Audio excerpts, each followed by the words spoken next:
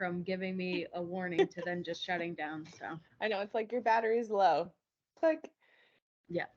Okay, let's share your screen again. We're on the home stretch here.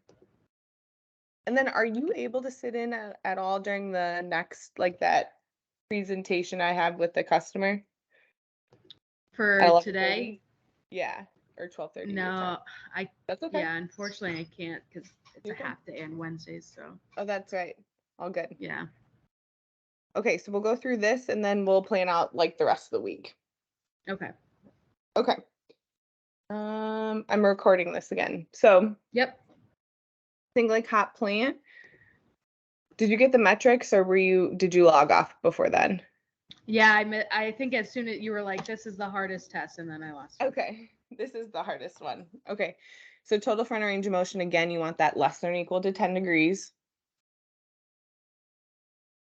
Speed, you want less than or equal to 135 degrees per second.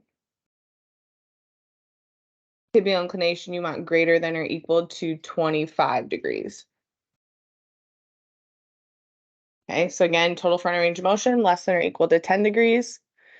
Speed, less than 135 degrees per second. Tibial inclination, greater than or equal to 25 degrees. Good on that? Okay. Yep. Okay. So again, tibial inclination, she's jumping and landing with a bent knee. Awesome. She understands that she needs to condense, especially as she gets a little bit more dynamic, a little bit more fatigued. Okay. Total frontal range of motion.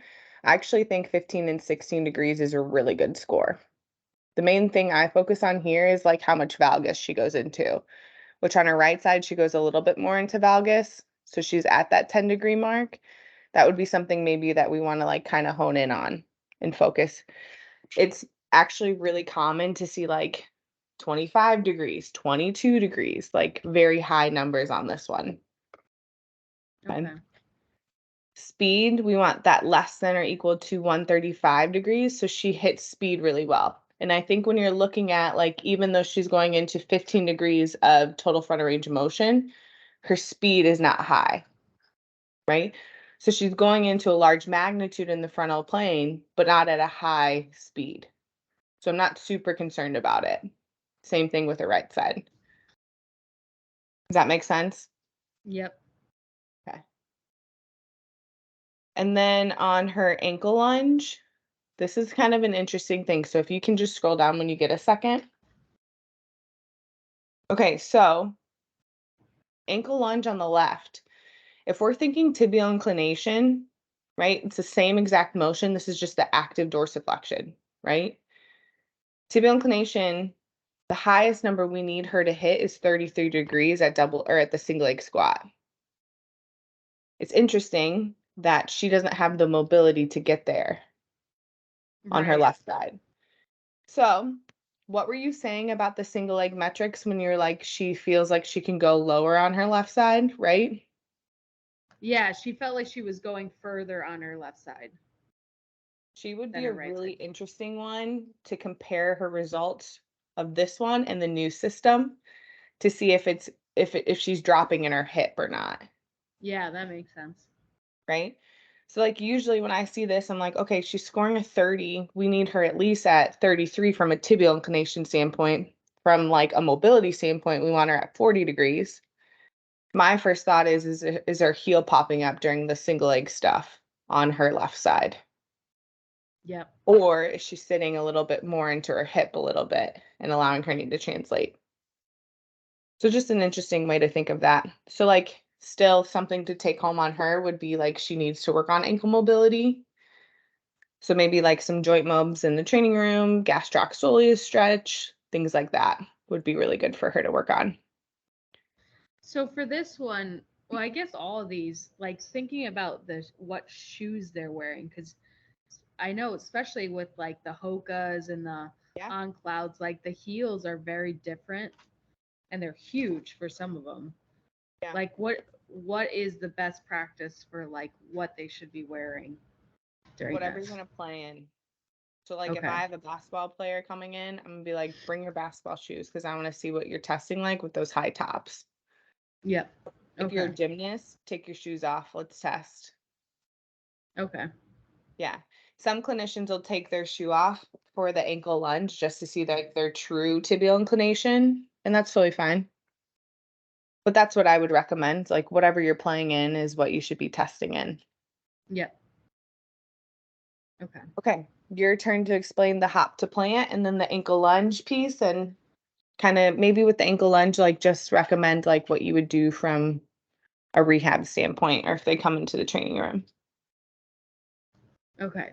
So for the single leg hop test, we're looking at the same metrics. So our tibial inclination, the speed from going from varus to valgus, and then the range of motion in the frontal plane of varus and valgus total. So when we're looking at the tibial inclination, we want that to be greater or equal to 25 because we want to know that she has a range of motion to be able to get into a deep squat and be able to land. Or this is more so for landing. So be able to absorb that jump. Then we're looking at, for speed, we want it to be less than or equal to 135 degrees per second. So being able to provide, a slow, stable movement as they land. And then for the frontal plane range of motion, we want that greater than or less than or equal to 10 degrees. So for the tibial inclination for these results, she was able to fall within the 25 degree, or she was able to be higher than 25 degrees, meaning that she was landing with a bent knee, absorbing that jump on both the left and right sides, which is good. For the speed, she was also less than 135 degrees per second, which is good. She was definitely better on the right side of absorbing that, she was better on the right side to control that valgus motion. So we want that as low as possible. Where the left side, it was still within the normal limits, but it was she had a little bit more speed with that. And then when we look at the frontal range of motion plane, she was above what the normal limits of those 10 degrees were, but still there wasn't a huge motion into that valgus position. Her right side, she did go into a little bit more of a valgus position. But really, when we look at, the range of motion plus the speed, those are very closely related. It was a small, window. So that means that she was able to control that motion pretty well. And then for the ankle lunge, we're looking at specifically that ankle range of motion and the tibia tracking over the ankle. So we need this to be above or equal to 33 degrees. So this is really showing that ankle mobility. So for her left side, she was below that at 30 degrees, and her right side, she was able to gain the mobility needed at 34 degrees. So this could be a couple reasons. It could be because she was allowing herself to sit into her hips a little bit more, so she wasn't actually driving through the ankle to get that motion, or the heel could have been picking up a little bit to try to, which then would take away from the range of motion at the ankle. So that would definitely be something we would want to look into to see what was causing that difference between the left and the right. What did you want me to do? Oh, you did really well. That was Oh, perfect. okay. Okay. I was just gonna say like maybe throw out some exercises of like how you would increase their mobility of their ankle. Oh, okay. So for the left side, we could do some banded force dorsiflexion with her, on a single leg or double leg, but really, what? I just said great exercise. Yep. I pretty much do that with every one of my athletes because they don't know how to do that. And even doing working on the lunge, doing a split squat lunge, but actually forcing that range of motion versus sometimes we say don't let that knee track over the toes, but give her a cue to track over that second toe. Perfect. You nailed it, Brittany. Awesome Ooh. job. What questions do you have?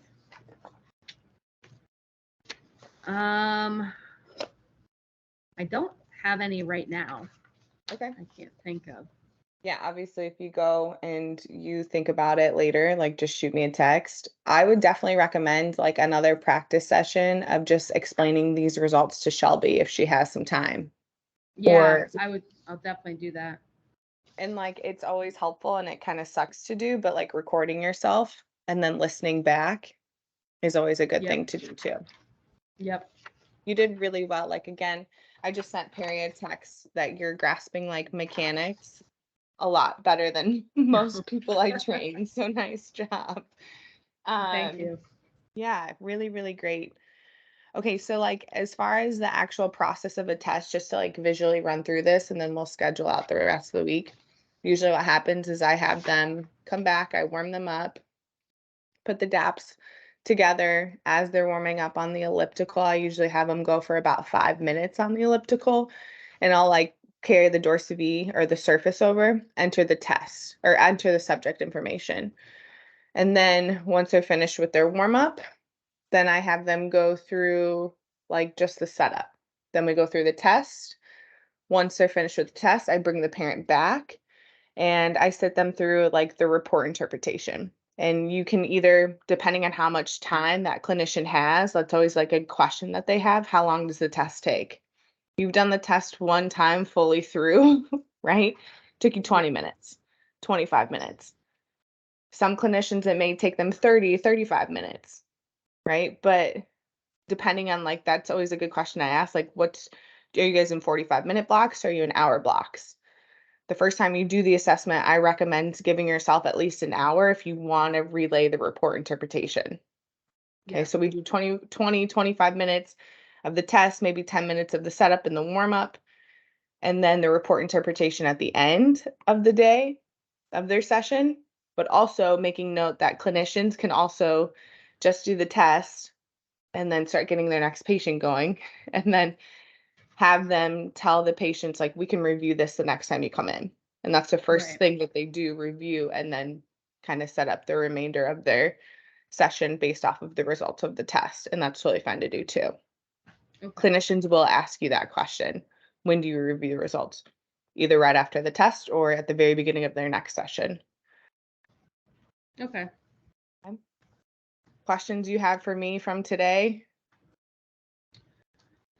One I remembered for the testing itself, like the more the setup, does it matter the order of like plugging in the RFD versus like getting the sensors on or anything like that for it to? I would just follow the normal steps that it takes you through. Okay. Like on the video. Once you see the RFD, like plug the RFD in. Once you see the sensors are ready, the sensors definitely make like a big piece of it. Like you can't take the sensors out of the dock until it tells you to. Yep. But like as far as I think they have you put the sensors on and then do the DAPs on the shins. I just do all the DAPs at the very beginning. Yeah. Just because I'm in that mode. Okay. Does that answer your question? Yep. Okay, perfect. What other questions do you have? Anything? Not at the moment. How do you feel? I feel pretty good with this.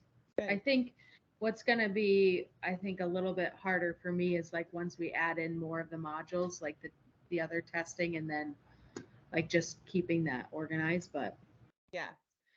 And that's actually a good question, or like a question I have for you.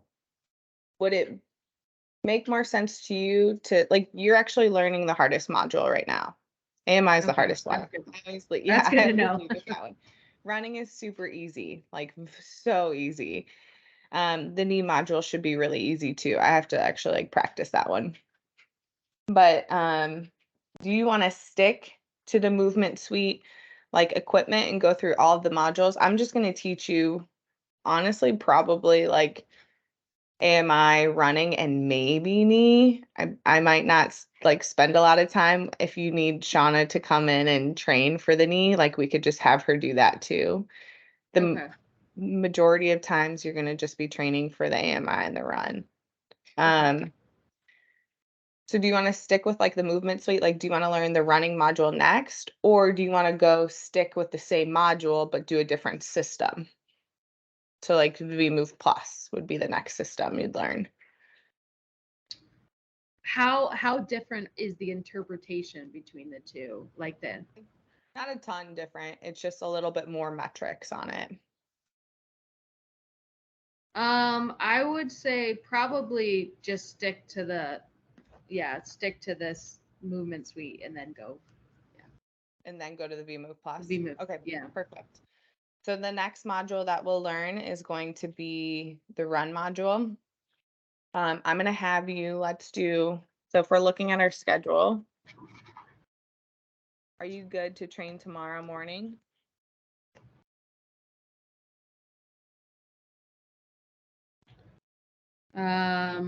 Yes. So I'll just have to. I have a call at noon. So if we could go a little bit earlier and end earlier. You want to do your 9 a.m.? Sure.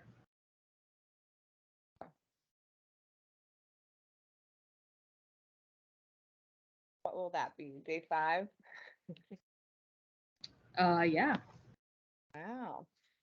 Yeah, you're grasping this stuff really well. And we'll do 2 hours.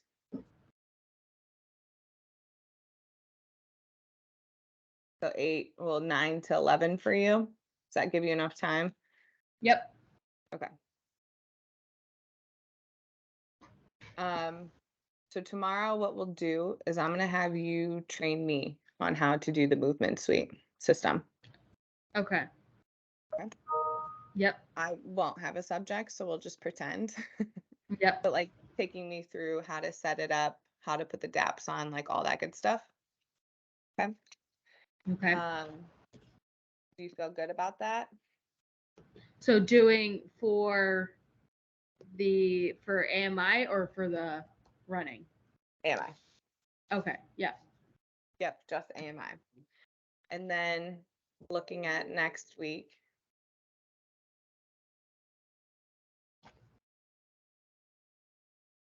Oh, next week's already April. Wild. I Okay. know. So next week you'll be able to be on the training for the majority of the time. Is that right? With Yes. Star? Yep. Okay. So we're gonna learn, I think, movement suite or AMI and knee. Okay. So that'll be a good refresher for you for the AMI. You're gonna be like super proficient in the AMI, and you'll see the knee module. And So then is this oh and is this a new contract or is this yeah, really good question. So this was transferred. So this is like new clinicians never seen the system before, okay? but Cool. they transferred the system into a different clinic. So similar to what SOC does a lot of the time. Okay. Gotcha. And then Wednesday morning, we'll teach you the run. Does Wednesday morning work for you? Yep. Okay. Do you want to start earlier? Um. Or what time do No, you want to start? this time works. The 10 to 12 works.